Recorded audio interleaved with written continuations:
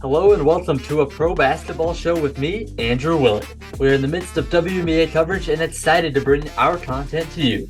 You can catch a pro basketball show on streaming services such as YouTube, Apple Podcasts, and Spotify with live broadcasts on playback.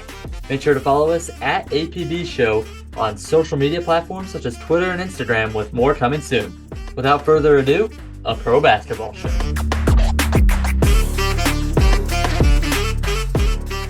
Hello and welcome to a pro basketball show. I'm Andrew Willett and we are here for some preseason coverage. As we have wrapped up our 12 individual team previews, it's now time for a preview of the entire association as we get ready for games to start on May 19th. We are so excited to get things underway. And for this episode, I have brought on none other than he is a Division III college basketball player at Mount St. Joseph's. And might I also add, my little brother, little is by age, of course, but Alex Willett, thank you so much for joining the show. How are you?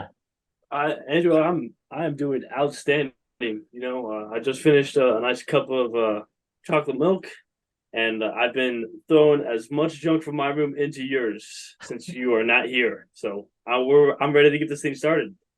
Excited to be joined by you, and yeah, we're gonna get started by we're gonna skip past some of the news that has happened in recent days with all of the final roster cuts as we get opening day rosters set more and more. I think that happened just earlier today, but as the time of this released, we will be playing some basketball games, and I just wanted to get my predictions out there. So we're gonna get started with awards. And Alex, where do you want to get us started off here?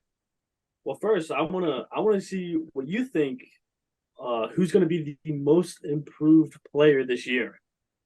So when I look at most improved player, I went through a list of 17 different names, and I picked some of my favorites. I had probably 5 or 6 favorites that I liked for the award, maybe 7. But out of 17 names, I went through those 7, and I went and looked at last year's stats.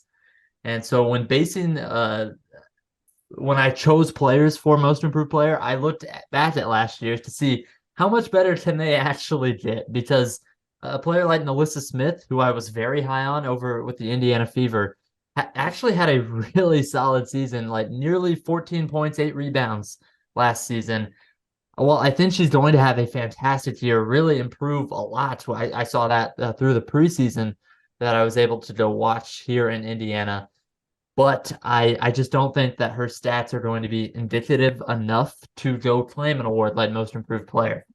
So when I'm going through these awards, I had that list of 7, and that was Shakira Austin, Tiffany Mitchell, Azurá Stevens, Melissa Smith, as I mentioned, and then 2 big names on my list: Ezi Madrigal with the Seattle Storm and Dana Evans with the Chicago Sky. And so rounding up to my number 1 pick, my third pick was Dana Evans. Dana Evans last year saw a very limited role on a Sky roster that was just loaded over in Chicago.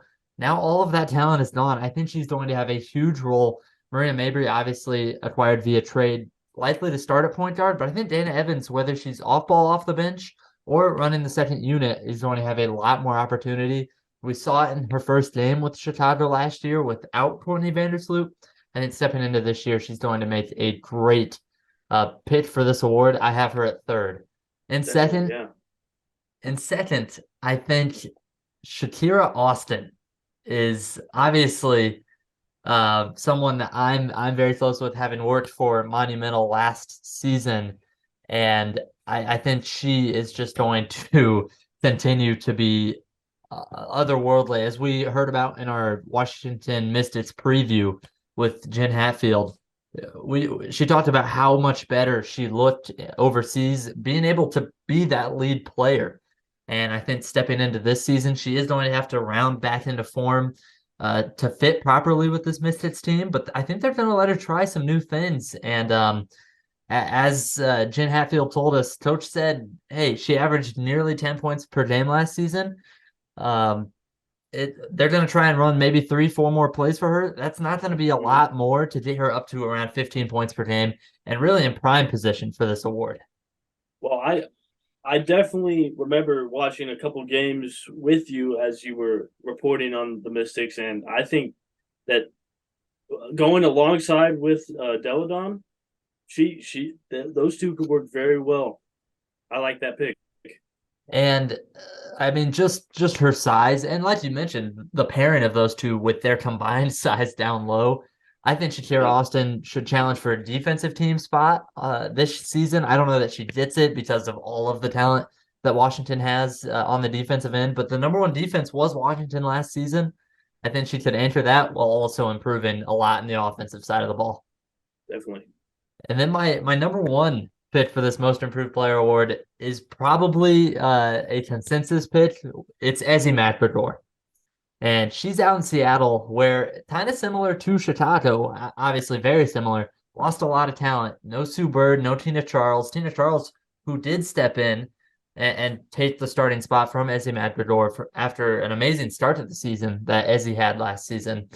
And of course, no Brianna Stewart as she goes and makes her way to New York. So I think Ezzy Madrigal is going to continue that growth that we've already seen and step into a much more prioritized spot. As we talked in the Seattle preview with Kevin Pelton of ESPN, he said he said Ezzy really, if she can improve kind of the one-on-one skills, that's exactly what Seattle needs, and she's going to have that opportunity. I think she's got all of the other tools ready. Again, that length to really be a dominant player for Seattle down low.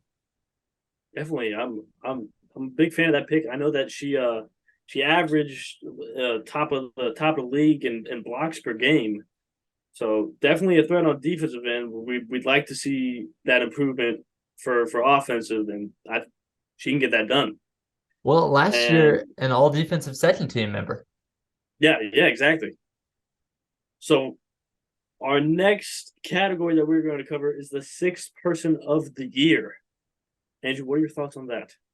So for this, I had a little bit of a smaller list. I might have expanded it just a little bit near the end, but 15 players I was looking at for this award.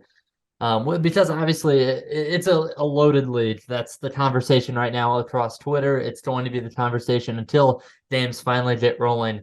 But multiple players on multiple teams could fit for this award. I looked at teams like it was in Connecticut with Dejanay Carrington and Ty Harris. I think they are both great candidates. Rebecca Allen, I'm a big fan of. I think coming off injury could be a big bonus for Connecticut. Teams like the Washington Mystics that I just mentioned, Christy Tolliver coming in this season, returning to Washington. I think she could play a big role. Maisha Hines Allen, Shatori Walker Kimbrough, Amanda Zawabi. I frankly big fan of what Washington has done with that bench, and you can hear about that in our episode with Jen Hatfield. But those players are not actually at the top of my list for this award. At the top of my list, I have Sammy Whitcomb, who spent the last few seasons with New York, rather, and played a really good role as a starter before then coming off the bench the last couple of seasons. She's returning to Seattle this season, where she won a championship back in 2020. And I think after talking with Kevin Pelton again, that if she's not going to start, I think she is a favorite for this award, and that's why I have her number one overall. Following that up at 2 and 3, I have another Chicago Sky player, and that's Rebecca Gardner. In our episode with James K, I mean, we didn't talk about her much, but Rebecca Gardner is just a delightful player and entered the league 30 plus year old rookie last season and averaged nearly a dozen points per game for a loaded Chicago squad. I think what she can bring defensively, I think she's going to close a lot of games for the Chicago Sky if she is coming off the bench by the end of the year. But I think Rebecca Gardner is also a great candidate for this award. And lastly, I know my friends over at the Atlanta Dreamin' podcast are going to love this pick, but R. McDonald coming off the bench, I think she has a chance to be a spark plug, to play a little bit off the ball, but really to lead that second unit as she really will kind of split minutes at the point guard spot. We thought Daniel Robinson would start at that point guard spots, but Ari McDonald just as much time, if not more time, than Daniel Robinson, either at either of the guard spots. I think she's going to fill it up, and I think that's kind of the prototypical sixth player of the year award winner, and so that's why I have her third. Ari McDonald, Rebecca Gardner, and number one winning this award. I have Sammy Whitcomb at the end of the year. See, now, Andrew, I'm surprised. I would have expected Alicia Clark to be in that top three for that race there. So yes, Alicia Clark. I looked over in Las Vegas. I am super high on what she is going to bring to the Aces. We talked about that in my preview pod about the Aces as well. And the way she just didn't make it into my top three, I think she's still kind of coming off of that shoulder injury from a couple of seasons ago. And I think Las Vegas, it's going to be tough for them to get a lot of awards unless they just have this stellar season and Alicia Clark refines that 3-point shot that we know she has, but she wasn't able to fully grasp it last season. But yeah, Alicia Clark definitely could be in the running. I just don't see it for this season in particular. Definitely. That I can understand. The next category, we're going to switch it up and we're going to go to a little bit of the all WNBA teams. But first one is going to be the all defensive team for the WNBA. Oh man, Alice. Oh man, I had a list of 19 players up for this, and it was tough for me to not put four players of the Washington Mystics, as I mentioned, the number one defense last season. But I had a lot of favorites for this award. You've got to, I guess I'll start on that second team. I think making a huge impact, and where I think she deserves a lot of love, but where I'm going to give her her props is on the defensive side on this all defensive second team, and that's Alicia Gray over in Atlanta, acquired for a couple of draft picks from Dallas this past season, where she played a huge role. I think she's going to step in and be that number two scorer to Ryan Howard on offense, but be just the same defensive player that we know that she is. And Alicia Gray, I think, is going to have a great season defensively. And my other guard back there, although I believe it is positionless, I do have Brittany Sykes, who played with LA last season, a great defender, known for her ability to steal the ball.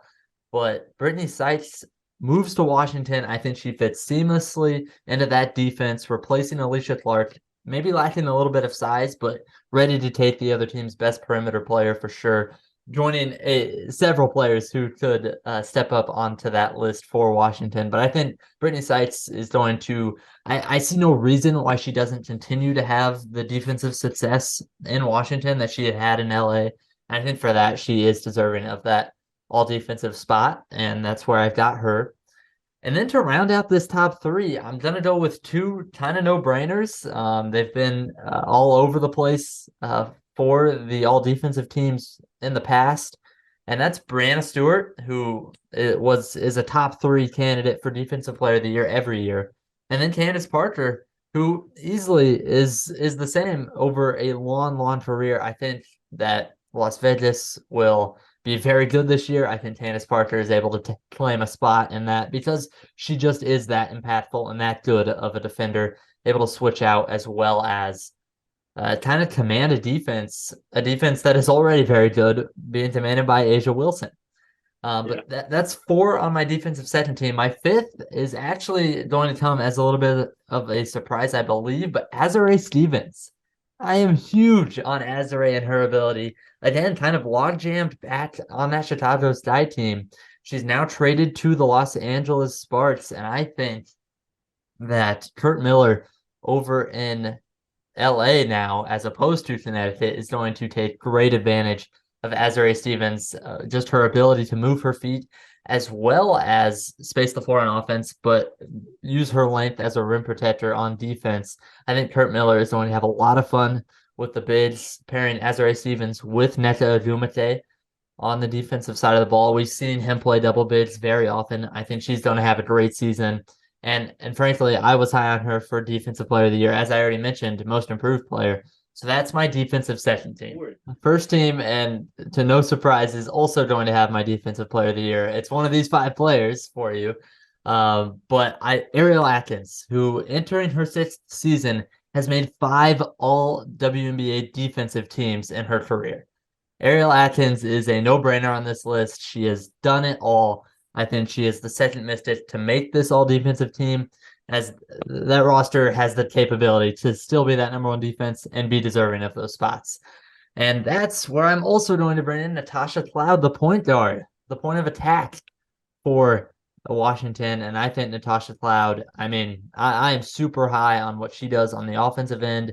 I think she's grown so much as a shooter, as a playmaker, as a player in the W. But defensively, she's always brought that grit. She's really good at leading that defense, does a lot of talking as well as being able to guard one-on-one. And Natasha Cloud, I think, is also kind of a no-brainer for that award. And that's my third and final player for the Washington Mystics on these all-defensive teams. I think they're well-deserving of all three. And then kind of heading into my last three, we've talked about A'ja Wilson, what she does defensively, not only being able to get out and attack on the outside, play good, smart defense. I think she's really smart playing the pick and roll, as well as her job around the rim is incredible. We saw her really some great block shot performances last season, and I think A'ja Wilson deserves a spot on this team. And here's where we get to the other player that we mentioned as the most improved player. Ezi Madrigal is going to earn a spot in my all-defensive first team. I don't know how good Seattle is going to be defensively. I know however good they will be, though, is going to be because obviously Jewel Lloyd having stepped up, but Ezi Madrigal is going to be the centerpiece of that defense. And roaming alongside Mercedes Russell, who is back from an injury this year for Seattle, I think Ezi Madrigal has a chance to be super impactful around the rim, using all that length, and has some ability to switch. And she's in my all-defensive first team. That leaves my last spot for Alex. We just mentioned it. My defensive player of the year is Alyssa Thomas. I think her ability to use her hands is some of the best I have ever seen, as she is just so strong down low, but also so switchable out on the perimeter. And she will give anybody trouble. And that's why she's my defensive player of the year. That versatility as well as that toughness. And they go hand in hand to make, in my opinion, the most dominant defensive player. And she's not going to take a night off in 40 games. She has been going through the shoulder injuries. And it's why she's can still be one of the most impactful players, is because of that toughness. I think the toughness, the switchability, the strength, the versatility. I think Alyssa Thomas, night in and night out, will be the best defender, and that's why she is not only in my all-defensive first team, but my defensive player of the year. As I'll round out those first and second teams. Second team, Alicia Gray, Brittany Sykes, Azurá Stevens down low, Candace Parker, and Brianna Stewart. And then first team, Natasha Cloud, Ariel Atkins, Alyssa Thomas, defensive player of the year, A'ja Wilson, and Ezi Madrigal. Yeah, I'm a huge fan of those teams. I think that they all need to play with a certain level of toughness, which is just one, fun basketball to watch. And well, you know me, I'm a defensive guy. You are. I absolutely I love watching defense and getting after the ball, playing great help side. Yeah, I think these teams are definitely gonna round out for you. But now let's talk about the candidate 2 and 3 for defensive player of the year, who was the number 1 and number 2 and leading the league in shots blocked last year. Yep. A'ja Wilson, who did win defensive player of the year, and then Ezi Madrigal. A'ja Wilson, just such an impactful defender. What she did for that Las Vegas Aces defense with smaller guards up front, 3-guard lineup with Kelsey Plum, Jackie Young, and Chelsea Gray, who aren't bad defenders. They're just a little shorter. And when people got around her, there was A'ja Wilson to clean up the mess. And I think the job that she did last year, in her first year, like really being the main center for LV, I think A'ja Wilson is kind of a no-brainer on this list, and probably will be for a long, long time. And then as you mentioned, leading the league in blocked shots, Izzy Madrigal. I think she's going to have the opportunity to do a lot more of that. As I said last year, she was in this running about midway through the year. Tina Charles got into that Seattle team and onto that starting lineup rather, and really kind of displaced Ezzy. I think Ezzy's going to have a full runway to get going and have a great year, not only offensively for my most improved player, but be number 3 on my defensive player of the year chart, which has Ezzy third, Asia second, and Alyssa Thomas taking home that defensive player of the year. I think the most impactful defender I've watched in the W, and it showed through in the playoffs last year. Well, definitely, yeah. Well, that's great work, but now we're moving on to the all rookie teams. I know that we have been unfortunate with not as many rookies as we'd like to see on the rosters, but we're gonna work with what we have. What's your all rookie team looking like, Andrew? Yeah, so I went into my all rookie team by going and looking at each roster and seeing which rookies were likely to make the team. And from all of my previews, I came up with a list of 14. And frankly, I don't know if they are all still here at the time this is recording, as cuts are being made and have been made final here for the opening day rosters. But my list of 14, I did highlight 4, 5, 6, 8 players for my all rookie teams. And obviously, it's just one all rookie team, it's not 5 players. So, as I rounded that out, my top 5 was Aaliyah Boston. I think that's kind of a no-brainer to make an all-rookie team, as she is probably the favorite for that rookie of the year selection, number 1 overall pick this past year from South Carolina. With the fever, I think she's going to have a full runway, and I think she has a great chance to be that rookie of the year. But she is on my all-rookie team, along with Diamond Miller, who went second to the Minnesota Lynx. I think head coach Cheryl Reeve is going to have a lot of confidence in her. But then I also have another member of the Minnesota Lynx rookie class, because I am so high on how the Minnesota Lynx did in the draft, and that's Dorota Juhas. Dorota Juhas for Minnesota, I think, is going to have a stellar rookie season. I'm not high on the Lynx this year, so I think she also has a chance to get a lot of playing time in her role for Minnesota. Fair. And her alongside Diamond Miller, I think they both make this all rookie team. I'm just that high on Dorota Juhas and her tools.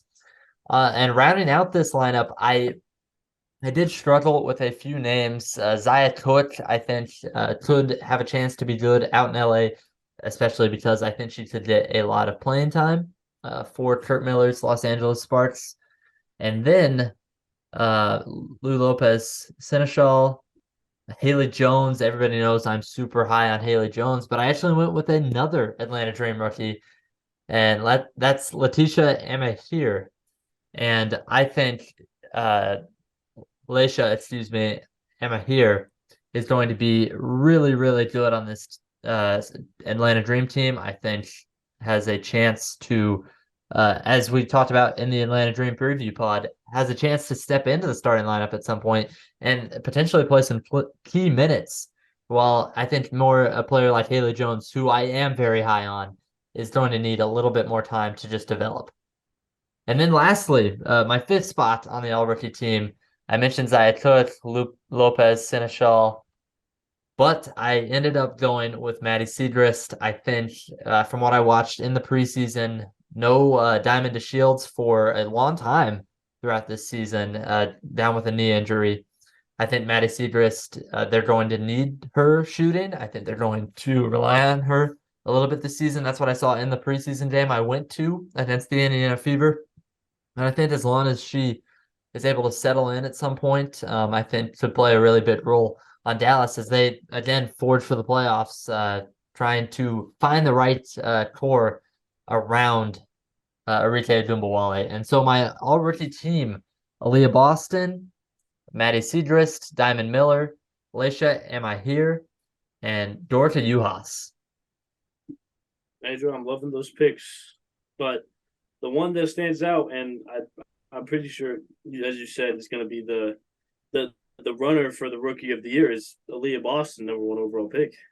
Yeah, Aaliyah Boston. She's my rookie of the year this season, and I think that it would be hard to argue for anybody else. Boston is coming into the Fever where they have really created a team around her, and I think her two-man game with Melissa Smith has a chance to be really good. She's got a really good point guard and Erica Wheeler, and Indiana's done a good job going and drafting shooters that I think can develop around Boston in the future. But this season, Aaliyah Boston, I think she's so skilled when she's not going up against some of the taller centers, and there are centers that are much taller than her. I think her craft is going to show. I think her ability around the basket when she's not being triple teamed like she was at South Carolina is going to show. She's my rookie of the year, and that's above Diamond Miller, who I have in third, but also Dorothy Uhas, who I put in second. I'm really high on what Dorothy Uhas can bring. I'm excited to watch her play this season. But I give my tip of the cap to Rookie of the Year, Aaliyah Boston. Yeah, I would have to follow suit with that pick. I don't see any other way how that's going to go. I mean, of course, like bearing injuries and all that, but yeah, it's true. All of these could be derailed by injury. Yeah, true. What injury? Whole list gone.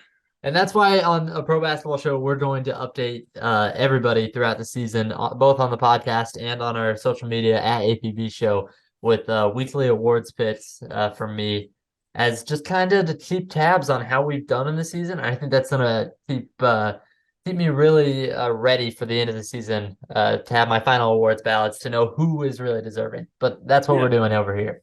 Absolutely. Yeah. This is just laying the groundwork.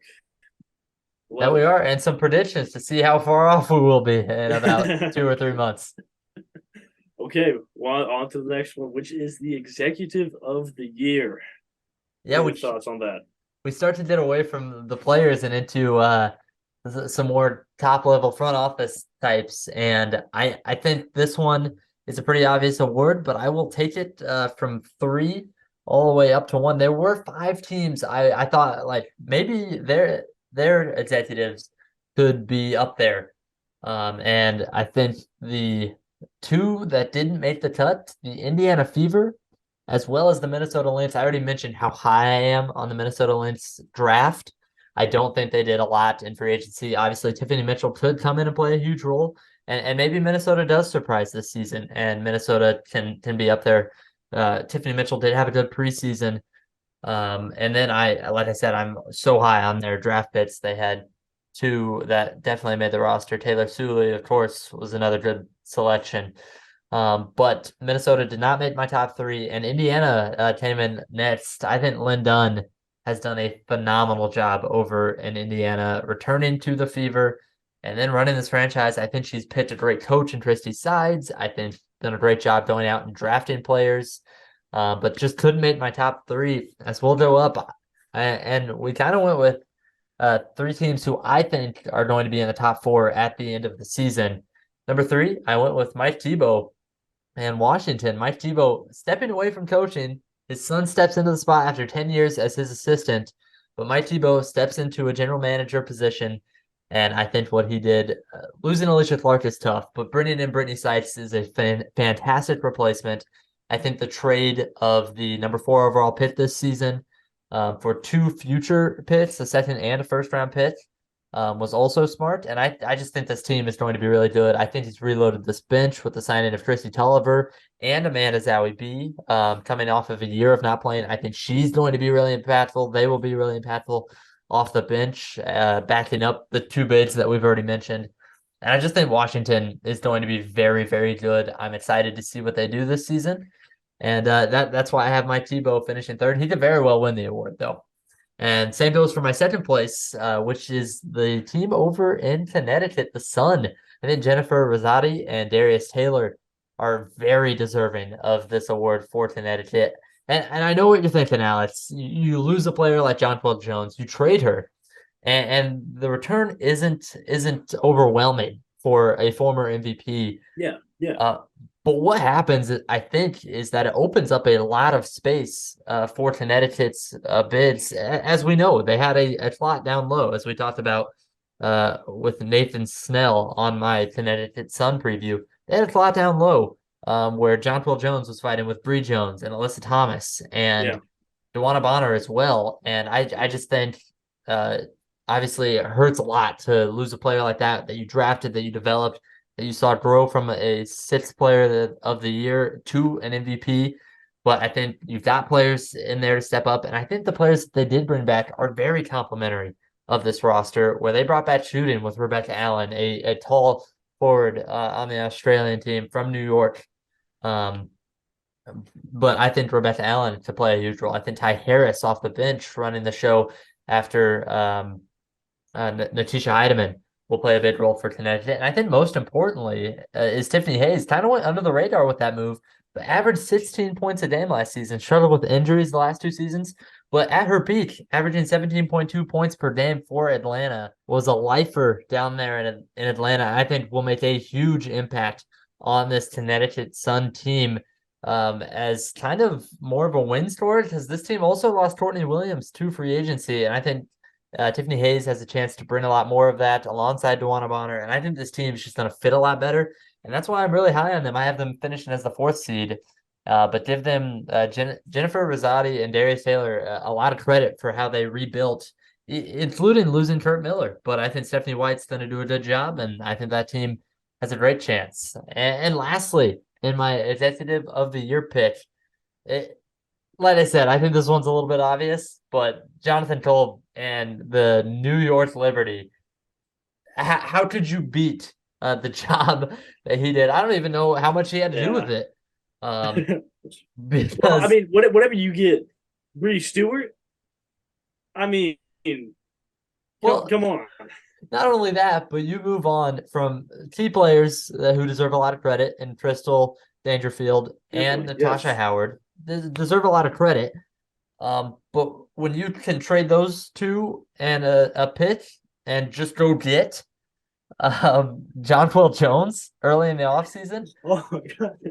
I mean Jonquel Jones, along with like looking into, or maybe it was well deserved. I mean, New York has spent a lot of money on that New York Liberty team, but like Courtney Vandersloot and Brianna Stewart to go along with Jonquel Jones in one offseason, and you retain all of the depth because those players are willing to take a little bit less for what comes with New York. And that team's a super team, and I think there's just no other obvious choice for the executive of the year than Jonathan Kolb and that New York Liberty staff. I 100% agree with that. If you look at all the talent that was brought in, and it's not even it's almost not even fair. We're all excited to watch it. I think Oh yeah, we're curious to see how it goes early on. I know last year New York stumbled out of the dates. This year it's a similar team, but the top end talent is just 10 times better with Sabrina yes, Ionescu and Benai Shalini.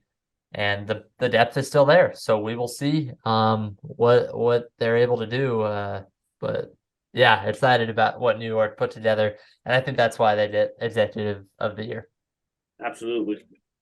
And now we're gonna move on to the next one. I think we got three left, but I'm gonna ask who has the best X's and O's for this year in the WNBA. Well, Because Becky Hammond won it last season, well, it's which was absolutely well deserving, and plus she's got a great team in LA or so LV.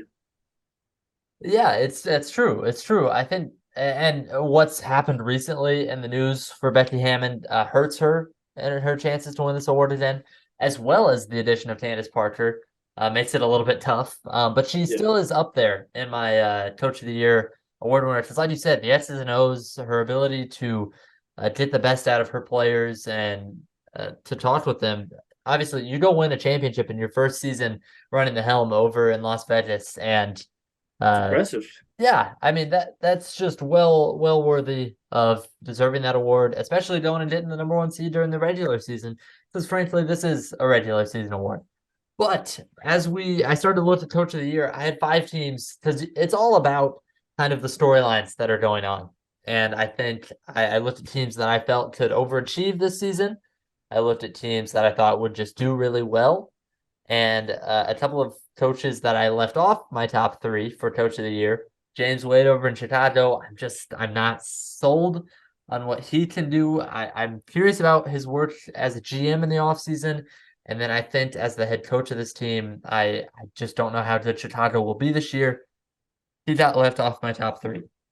Over in Indiana, I'm very high on them. I don't know if it's just because we're in Indiana or what, but I like Hometown team. yeah, man, some home cooking over here on a pro basketball show. But I think Christy Sides, just watching her energy over on the bench, first quarter, she's high-fiving every player on the bench after a made bucket. They win a preseason game, and she's celebrating with them all like they've just done something monumental. And I think kind of the energy she brings, the toughness that the accountability that she holds this team to, is going to be really impactful and helpful and really the right move for this young Indiana squad. I think they could turn some heads. I don't predict a playoff spot, but I think they could definitely finish above last, which would be a vast improvement over the last few years, where three of the last six, I believe, have been 12th place with two 11th place finishes. So I don't think it will be that. I think Christy Sides did some noise for this award, but outside of my top three. Now, as we get to that top three, here's where I had Becky Hammond. We just talked about her. She's third on my list due to just kind of all of the strangeness that is going on.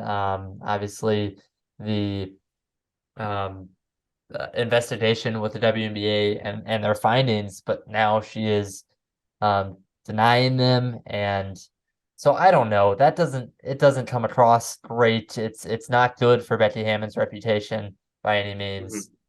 But I have her third. I think even if Las Vegas does have a great season, finishes first overall in the regular season, I don't think she wins Coach of the Year just because that team, they've been there, they've done that. They added Yeah. Candace Parker and Alicia Clark, two proven champions. So Yeah, at some point you have all that talent. You're expected to win. yeah, and Yeah. so I do have them as the first seed. I don't see her being able to go back to back with this award, but she's right there. Finishing runner up again, I have from Atlanta, Tanisha Wright, who was fantastic last year for Atlanta, just missing out on the playoffs at the very end of the season. And I think what her job in Atlanta, again, holding players accountable, very similar to Christy Sides, who was hired from her staff as an assistant to go to Indiana. Tanisha Wright um, going to do a great job with Atlanta. And I think that personally, I think Atlanta's going to have a fantastic season. And I think Tanisha Wright not only going to continue to have a great defense on that side of the ball, especially with the addition of Alicia Gray, but I think offensively they're going to start to figure some things out as Ryan Howard and Alicia Gray continue to grow, continue to work as a tandem. And I just think there are a lot of special pieces on that team where I think Atlanta could surprise some folks. And that leads me to my number one spot. And as I've already mentioned, I'm really high on Connecticut this season. I think they get a top four seed. I think that earns first year head coach Stephanie White the coach of the year yet again. Able to step into a team with a lot of question marks. That's for sure. It's not a done deal by any means that they will be a top four seed, but I think she comes in and she answers a lot of those problems. Connecticut continues to have a stellar defense. They were number two in offense and defense last year, and I think they just got better offensively. Able to get rid of some of that clutter down low, find some better pieces on the perimeter. Tiffany Hayes to pair alongside DeWanna Bonner, Natisha Heidemann, Ty Harris off the bench, Rebecca Allen spacing the floor. And so and Dejanay Tarrington as well. So I think that Connecticut team is going to have a great year. Stephanie White, a former Indiana Fever player, coach, assistant coach, previously coached at Vanderbilt, I believe. But Stephanie White also used to coach at Ball State as an assistant back at the start of her coaching career. Chirp And chirp. she is my coach of the year.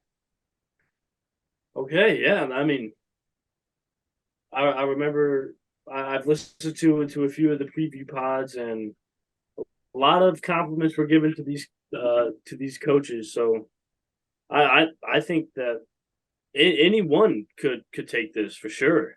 It's definitely open, and obviously, like I said, so much of it relies upon the storylines. Who's going to surprise? Who's going to Definitely, yeah. shoot out above the rest? And also, along with team success, any one of those teams could have an injury and their season goes awry, like we mentioned, or they could just not be as good this season. It could be a 1 year letdown for someone. Mm, So obviously a lot to go into it, but as I see the regular season right before, that's who I've got. I like it. I'm a big fan. And now we get into uh the stars of the league. Truly, we got the all WNBA teams. We got I see the list here for the first team and the second team. I want to dive right into the second team. And why don't you tell me about that? I see Ryan Howard making that Yes. second team. Yes, she does. Yeah, Ryan Howard, I think, has a stellar shot. As I said, high on Atlanta. I think if she is able to take that second year leap that we all think and know that she has in her, I think that to play a huge dividends to Atlanta doing well.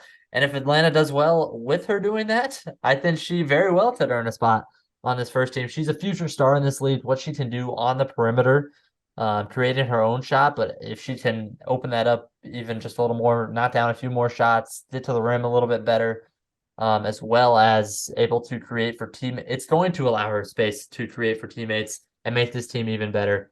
I think a good Atlanta Dream team, followed by Ryan Howard having a great year, definitely could step into that all WNBA team. As Alex, my list here was 28 players for these 10 spots, and so it was Uh, very you tough. you really got to break that down. I did. I mean, I Ooh, had 28 players, like I said, and 13 of them is what I got down to choose the last 10 spots. So Ryan Howard was one of 10 that got past the 28, 10 that got past the list of 13, and I think she deserves a spot. Um, as I'll just keep running through this team, I think Kalia Topper, as the number one player over in Chicago now, is going to continue to grow. I think that Chicago needs her to grow, and I think she will step up. As that number one player, I think we could see her averaging 20 plus points per game, as well as doing her work at the 3 point line or as the head of this team.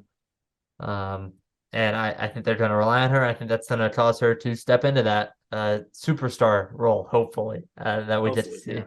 yeah, yeah. Another guard I have in this second team, Kelsey Plum, finished in the top five for MVP last season. So Kelsey Plum, while she is below her teammate Asia Wilson, I think is well deserving. The stats that she puts up in the regular season put her in prime position for a spot like this. And even though that team is still loaded, added Candace Parker, I think Kelsey Plum still finds her numbers and earns a spot on the second team after being a first team player a season ago. And to round out, I've already mentioned her as the defensive player of the year, but Alyssa Thomas. I was really high on Alyssa Thomas for even MVP, as I think her work defensively, along with her. I mean, she, like Nathan Snell kept mentioning in our Connecticut Sun preview, her ability to load up, and she got a triple double in the finals last year. I think her ability to push the pace. I think a lot of offense is going to run through her. I think she's going to hit double figure scoring. Her assists are continually up. A great rebounder and defender. Alyssa Thomas is on my all WNBA second team along with Neta Agumate. I think Neta Agumate always goes overlooked and going to find a spot on my second team. Just the work that she does down low every season. I mean, you see the stuff that the Los Angeles Sparks squad is able to put out there. Just stats that only Neta Agumate has done this. She's a former MVP, Defensive Player of the Year. I think that Neta Dumite is going to have another great season. I hear she's in a great headspace from just the news out of training camp. And I think she, despite Los Angeles not having a great season, I think she is deserving of an all WNBA spot. So I've got Neta Odumate, Alyssa Thomas, Kalia Topper, Ryan Howard, and Kelsey Plum on my all WNBA second team before we get to the all WNBA first team. Yeah, no, that makes sense. And now I think the first team is some names that we have already really gotten to. So why don't you go ahead with that? And you know what, Alice? I think we'll step into the MVP right here, if that's okay with you, because Oh, really? these five names on my first team are the five names in my MVP top five. That's how it Okay, should be, yeah, right? yeah. No, that makes perfect sense. And But so okay, yeah, go for it. I my love it. my my MVP top five is my all WNBA first team, and earning a spot on this list was very tough. My MVP list was 13 players, as I mentioned, the 13 that were um, up for all WNBA spots. And I'll mention as well for my all WNBA second team, the three names that didn't make the cut. Nafisa Collier, who I think is going to have a great year, returning fully from injury. Jonquel Jones, who I think just never gets enough love. We've talked about her and how that makes New York an easy executive of the year choice. And then Arike Odumbawale. See, I thought that she would have made a list. I like whenever I look at that Wings roster, I think that that's a team built around for Enrique to really shine. They have done that this season. I'm just not feeling super confident after our Dallas Wings preview, um, as that I had with Sam Hale, and he was like, you know what? There's just so much uncertainty. The pieces around the on the sides are also young as they keep two rookies, I believe. It might have been three, for the Dallas Wings, but they move on from the 2021 first overall pick right up to sign on day, Charlie Collier. And I just think there's a lot of uncertainty, especially with Diamond Shields not there, out with injury to start the season. And so Arita Odumbawale could very well be an all WNBA player this season, but I do not have her in my all WNBA teams. Okay, yeah, I see that, and your um your first team, all Yes. WNBA.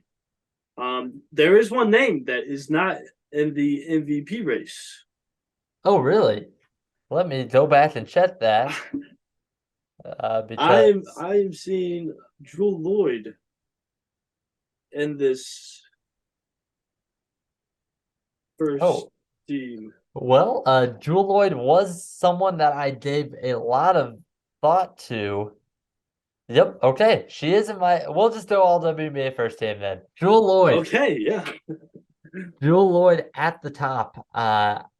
A very solid player. I think she has a chance to really step into superstardom. She's already shown it at the biggest stages, winning a couple of titles with Seattle. And now that Seattle has pretty much handed her the keys to the franchise because of Sue Bird's retirement, Brianna Stewart moving to New York, Jewel Lloyd, I think, can definitely step into that role. And as Kevin Pelton said, she's going to have to step up defensively. Offensively, I just think the load that she's going to carry, it's going to be a lot of fun to watch for fans of Seattle, fans of the WNBA watching Seattle. Jewel Lloyd is going to have a very fun season. Makes my all WNBA first team. Was a very close call for my MVP, but Jewel Lloyd does earn a spot on my all WNBA first team, along with Brianna Stewart and Asia Wilson. And I'll cover these two names quickly because obviously the two best players in the game of basketball, Asia Wilson and Brianna Stewart, they are both on super teams. I think it's tough for them to make the case for MVP, even though Asia Wilson is the reigning WNBA MVP. Brianna Stewart has won the WNBA MVP before.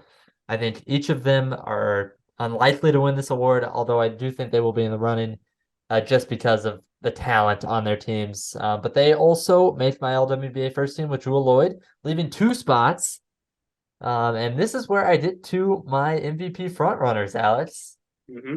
as I have Brianna Jones and Elena Deladon as my last two spots on my All WNBA first team.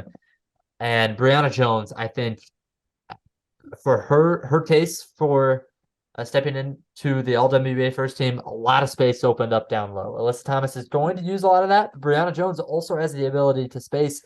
We've seen her show that off in the preseason, obviously years prior, but Brianna Jones is going to have a terrific year, in my opinion, and she's going to have to for Connecticut to perform as well as I expect them to. And then for Atlanta Deladon, I also see this being a top three, top four team in the Washington Mystics. And as I talked with Miles Ehrlich on the New York Liberty podcast, he did mention to me off air. He said whoever finishes third, the best player on that team is going to win MVP. And so that's where I have Brianna Jones, Elena Deladon. They're going to be in the race for third, and they are the best players on their respective teams. I think Brianna Jones is going to put up great stats. I think Elena Deladon still is an otherworldly player. We saw it as the year came to a close last year. Her numbers just got better and better. She's finally entering a season with full health. Elena Deladon makes my All WNBA first team. With Jewel Lloyd, Brianna Jones, Aja Wilson, and Brianna Stewart. Second team, Kelsey Plum, Talia Topper, Ryan Howard, Alyssa Thomas, and Netta Ogumake. Yeah, those are great teams, Dan. Your MVP top five. It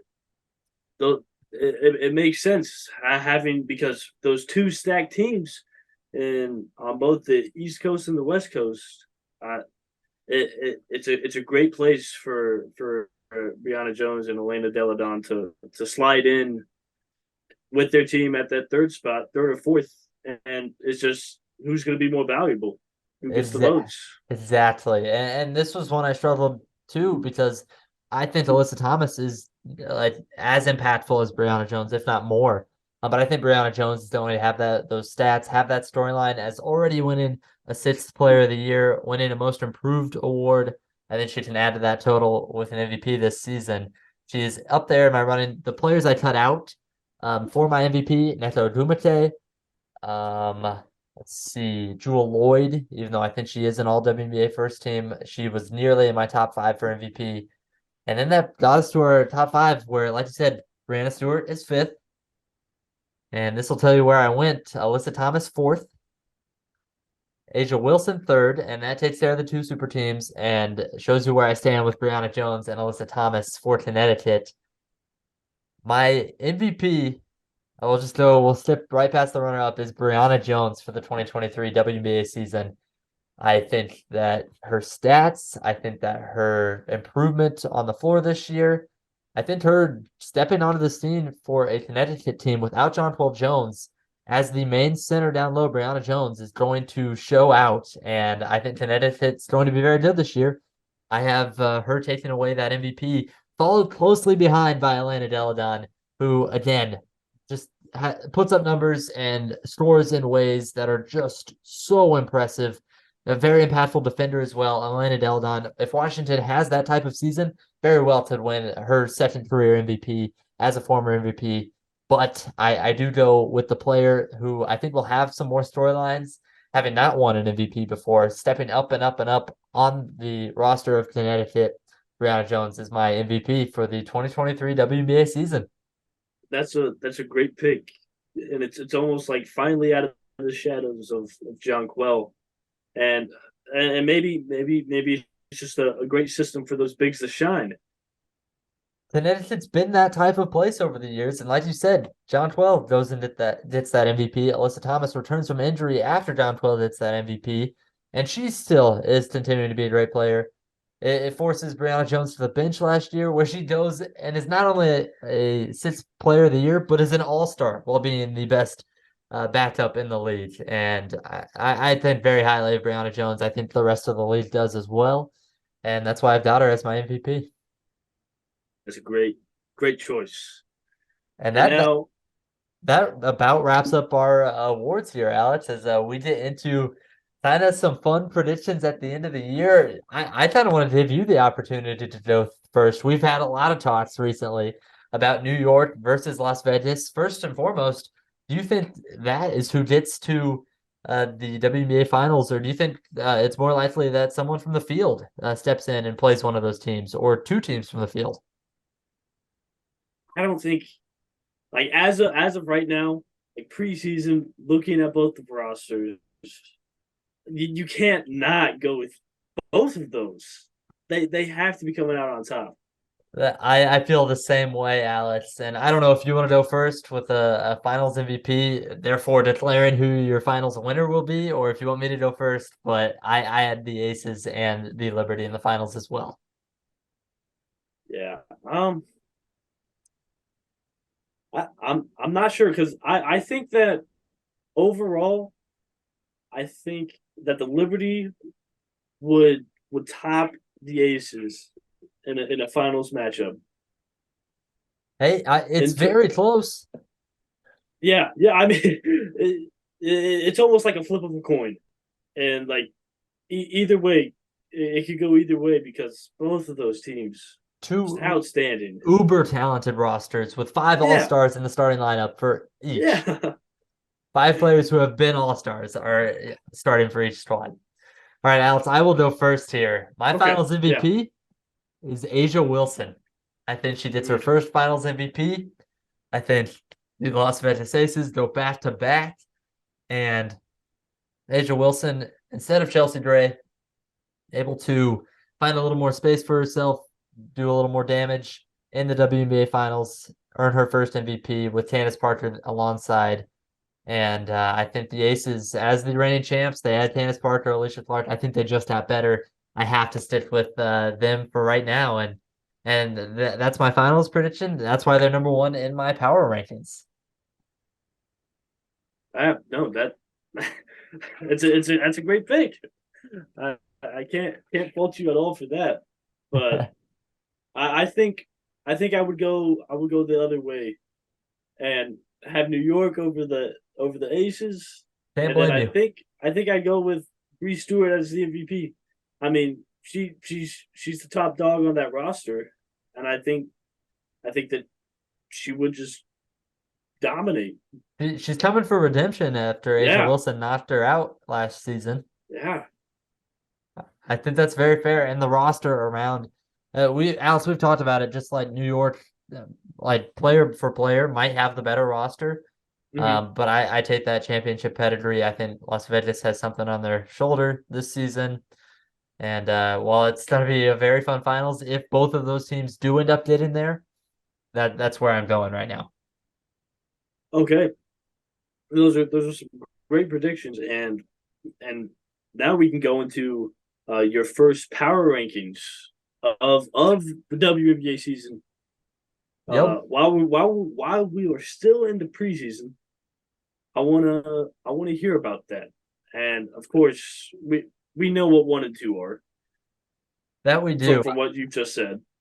I think we'll take it from the bottom up, and I think these power rankings have a way of also coming through as my standings prediction at the end of the year. Just because we're sitting at that point of the season, I wanted to get my predictions out into the ether, and we are at that point where basketball is about ready to start. We're getting it out before the season starts. A lot to change. I presume and expect a lot to change, but as I get into my first power rankings of the year, and who I see finishing last in the WNBA, that is the Los Angeles Sparks, and that is super risky. Given the addition of Kurt Miller, I really don't want to bet against Kurt Miller. But when I looked at the 12 teams, I think they all got better in the offseason. I think there are better fits. I think there are teams that are striving for more. And I think Los Angeles is in a position right now to where they need those stars. Let's finish last again. Let's go wait on a Caitlin Clark, a Paige Beckers, uh, Angel Reese moving forward. Let's try and load up this roster, but get some good developmental time for everybody else. But we'll see what happens. As I mentioned, high on Azure Stevens, high on Nete Dumite this season. Maybe they do surprise me, but that's my number 12 team. Number 11 was also tough for me. Again, why would I be betting against Kurt Miller? I'm also betting against Cheryl Reeve. I have the Minnesota Lynx at 11. I've heard good things out of camp. My podcast, preview podcast about the Lynx with Mitchell Hansen, went very well. but I think there were just too many questions. And I looked at the roster, I see a lot of holes there. I think the Lynx sit there at 11, and they go from a finals matchup a couple of years ago to 12-11 heading into the season for me. And that's where I've got them. Up next, the Seattle Storm, how far they have fallen. All three of these teams from champions in the last half decade to 10 Yeah, years. yeah. Seattle Storm loses two pillars and Sue Bird and Brianna Stewart. A lot of talent out the door. Only three players remain. They do bring in Tiana Sammy Whitcomb, Von Turner. I see good things from Ezzy Madrigal. I still see them in 10th, and that's because I have the Indiana Fever in 9th, not making the playoffs, but one spot out. I am so high on this Fever team. I nearly dropped them back to around 11. But I genuinely I think they're better than the Minnesota Lynx. I think they have a better roster than Seattle Storm. And what I saw with Christy Sides, Erica Wheeler, and company in the preseason really excited me. I'm excited for what Aaliyah Boston can do. I think Melissa Smith is going to be a stellar player this season. I have the Fever at 9th, and that rounds out my four lottery teams. But the Fever showing improvement. Alex, I mean, it was tough for me to put that list of four in that order out of the playoffs. Yeah, no, I mean it makes sense. That I mean, all of those teams still have superstars. They Well, do. I mean the Storm especially with Jewel Lloyd. And the Sparks with former MVP Neto Dumake. Exactly. And the Yeah. Fisa Collier returning from Minnesota. Yeah. I just think Indiana's going to compete this season. I think they'll win some games. I don't think they'll make the playoffs though. That makes And sense. I could easily see them falling 2-11 or something like that. But I feel high on them. As we Okay. get into my playoff teams, to round out the bottom six, I have the Dallas Wings in 8th. I told you I'm not super certain about their depth. A lot of young pieces. Diamond Shields out for a while. Just cut Charlie Collier. Uncertainty with that franchise. I don't know if it's the right mix. I think it's a little closer around Enrique Dumbawale, but a head coach in her first season with Dallas, they finish 8th. And then 7th, I have the Chicago Sky and how far they fall. But I think James Wade made it a priority to make sure this team was still competing this season. I don't think that means they actually get into the top six or really compete in the playoffs, but they do fight for a playoff spot. They scrap and they hold on to the 7th seed, in my opinion. Get into 6 and 5. I think the Phoenix Mercury are back a little bit. They did somehow find a way, as I talked about with Jesse Morrison, get to the playoffs last season. Brittany Griner is back. It's such a wonderful thing. Can't stress that enough. Diana Taurasi healthy. Skylar Diddon Smith obviously out for the presumable future. But I still think this team is very good. Not good enough to climb higher than 6. 6 was pretty high for them. But I could easily see Phoenix also missing the playoffs, depending on how things go. But hopefully, with Brittany Griner back, it is a solid story at the end of the season that she continues her MVP play. And we haven't even touched on Brittany Griner being back. I think that's going to be just wonderful to watch, and they're going to be a good team, honestly, with her I back. I'm in agreement. I mean, the last time we saw her play, they were in the WNBA finals, and she was playing like an MVP. Yeah, So Brittany Griner returning, like you said, it's going to be beautiful. And it does great things for Phoenix, as Jesse Morrison and I talked about. Not super high on their depth, and so I see them 6 as a best case scenario. In 5th, I think this one will also surprise people. I am very high on the Atlanta Dream. I don't know if that's just because Joshua Welch and Amby writes for the Atlanta Dream and podcast talked me into it, but Ryan Howard on my All WNBA team, second team, I think has a great season. Alicia Gray is a huge addition. Daniel Robinson kind of runs the point defensively a little bit better for Atlanta, and Tanisha Wright I think figures out a few more things, especially offensively. And this team gets rolling to that 5th seed, where I think they have a very good possibility of getting there. And now my top four, we've touched on the top two. Like you said, Las Vegas is my champion. I think they will be the number one seed heading into the playoffs. I have them number one, coming off of a championship in my power rankings. New York, all the additions they made, slightly below at 2, as I think each of those teams made the playoffs. We've talked about them enough. and they make the finals rather. I think they are in fantastic position, 1 and 2. That brings me to 3 and 4, where now that we're down to the last two teams, the Washington Mystics and the Connecticut Sun. I've talked about them and their players a lot. Yes. And I do have the Mystics on this list of power rankings at third. I think they're just the third best team. I see Connecticut in fourth. As I've mentioned, I think they're going to have great seasons, and they're in really great places.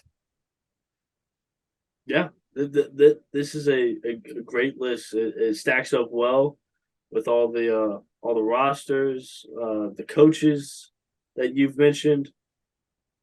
Makes me nervous. Makes me nervous about Indiana, Phoenix, Atlanta.